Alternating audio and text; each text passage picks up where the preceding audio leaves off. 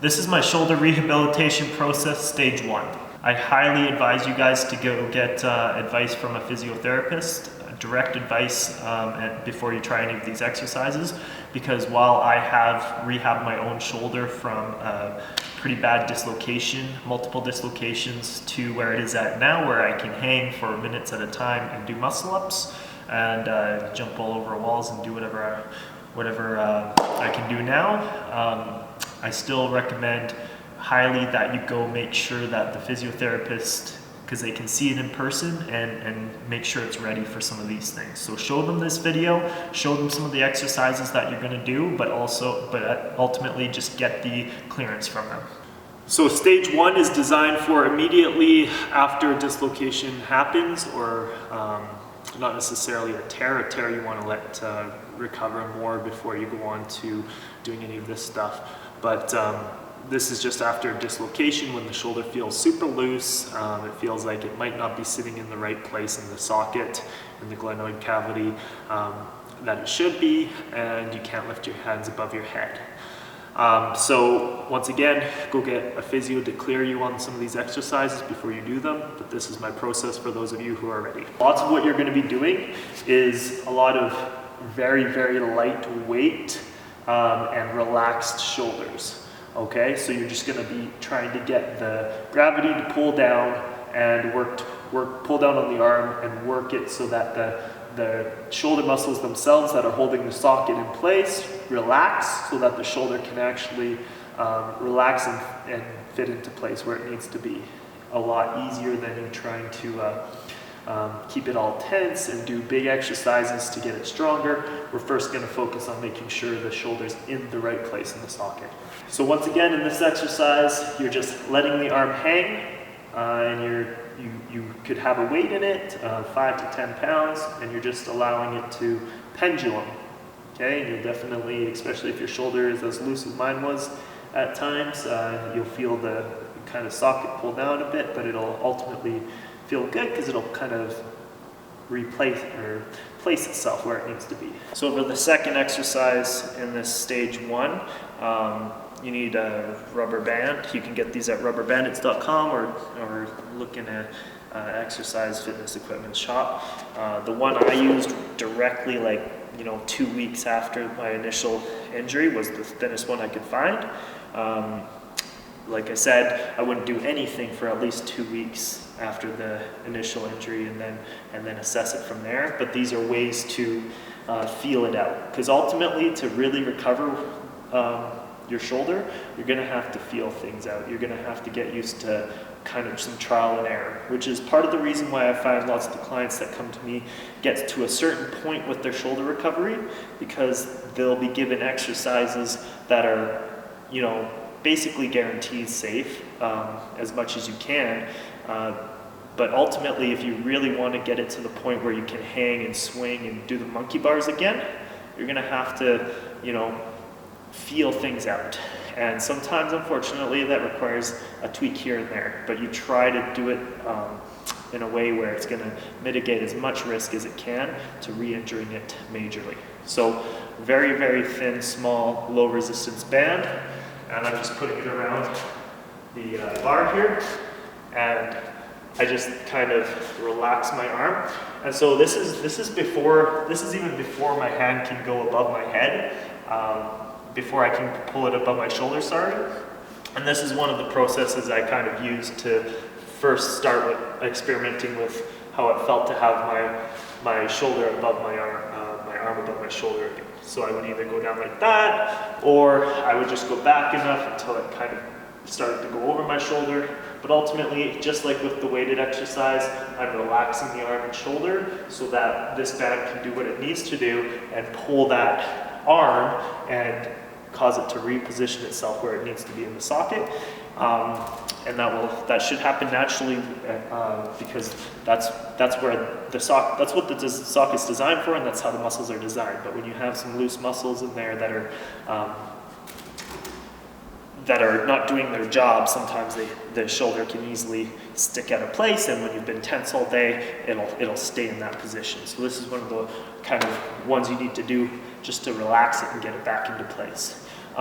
Very low resistance band, but you know, you would add some more resistance as you went on, and the more resistance you add, the more you're testing how strong the muscles that hold the shoulder joint in the socket are under relaxation, because you're relaxing during these. So that gives you a chance to not only kind of feel it out and see if it'll hold itself in, and this is before hanging, right? This is much less weight in the shoulder than when you're hanging. So before you try hanging, which is kind of the next stage, you definitely want to make sure that you can at least have a mild elastic band pull the shoulder while it's relaxed.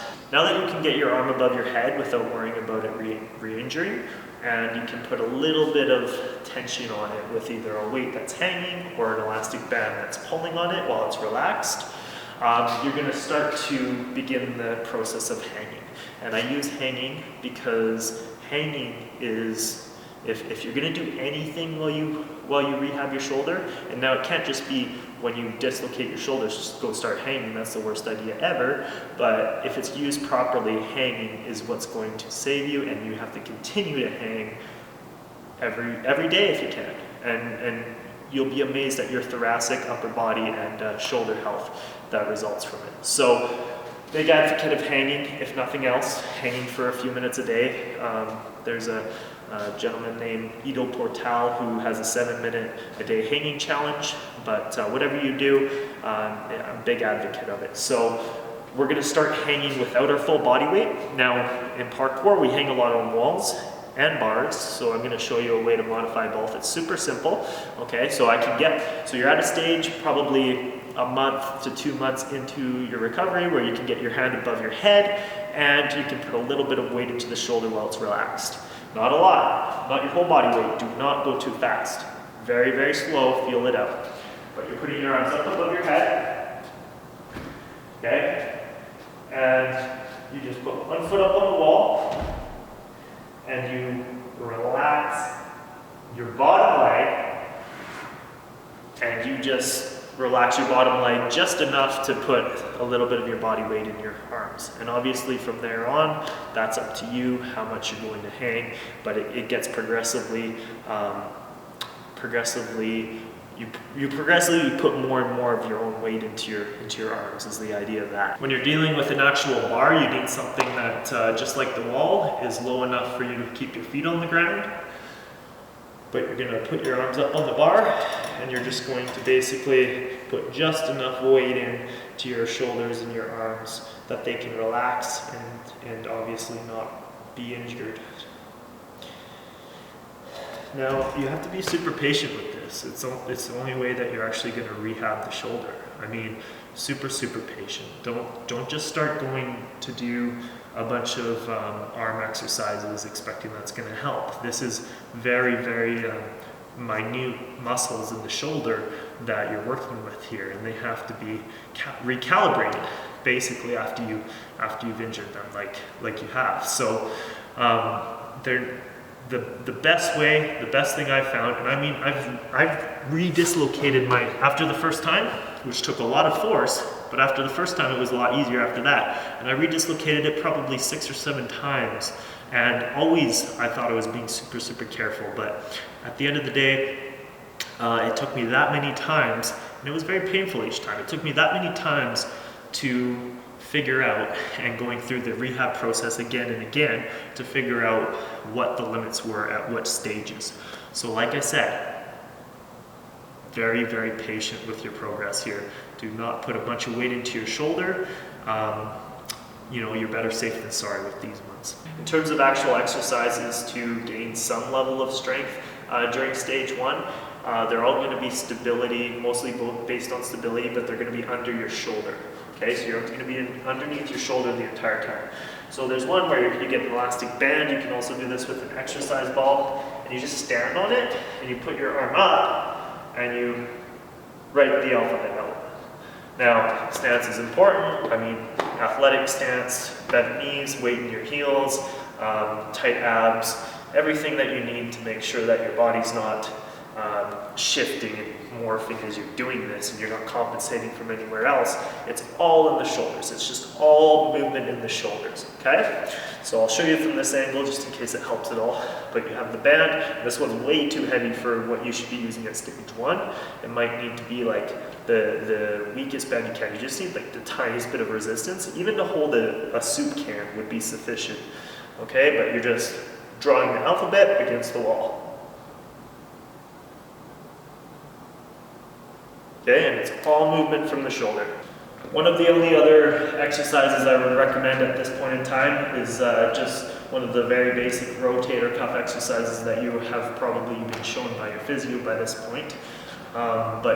Same thing, athletic pose or athletic stance, sorry. You don't want to be twisting and turning in your hips, your feet, make sure everything's where it needs to be in terms of being perpendicular to the band, and then you're just going to pull the band to the side. All movement in the shoulders, once again, and that's probably way too heavy for where you need to be at this stage. You're basically lifting nothing, right? You need to be lifting almost nothing, just like the tiniest bit of resistance. So that's internal rotation that we're talking about, or medial rotation. So you're going to be doing that one, okay, and then you're going to be doing this one, external rotation.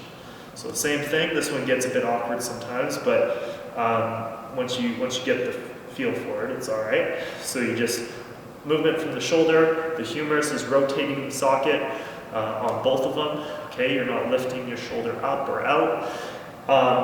These are very, very useful ones I found during my rehab process. They're definitely ones for stage 1 though, and I would stay in a rep range of 12 to 15, even 20 to be safe. And what that means is that you're doing a low enough resistance where you can comfortably complete that many reps. I wouldn't be under 10 at all at this stage. That means it's way too heavy, way too much risk of re-injury. So guys, that's it for stage 1 of my rehab process for the shoulder. There's going to be stage 2 and maybe stage 3, depending on how I would like to coordinate it. But definitely tune in for that. This stage, I'm not going to put a time frame on it, but for me it would take anywhere between a full month to 3 to 4 months, depending on what I did. Because like I said, I re-injured it 6 or 7 times after the initial dislocation, and I had to go through the process a bunch of times. And this is kind of just keeping it simple, not putting too many of the exercises in. Obviously there's more you can do what your physio tells you to do, but this is the meat and potatoes of what I did to rehab my shoulder. And it was a lot of hanging, okay? But like I said, be very, very cautious at this stage, at the first stage, when you're going to hang. Hanging ultimately with your full body weight is not something that I was doing for even up to a year sometimes. And like I said, I've refined the process a bit. Everyone's different, but at the same time, do not rush the heavier stuff.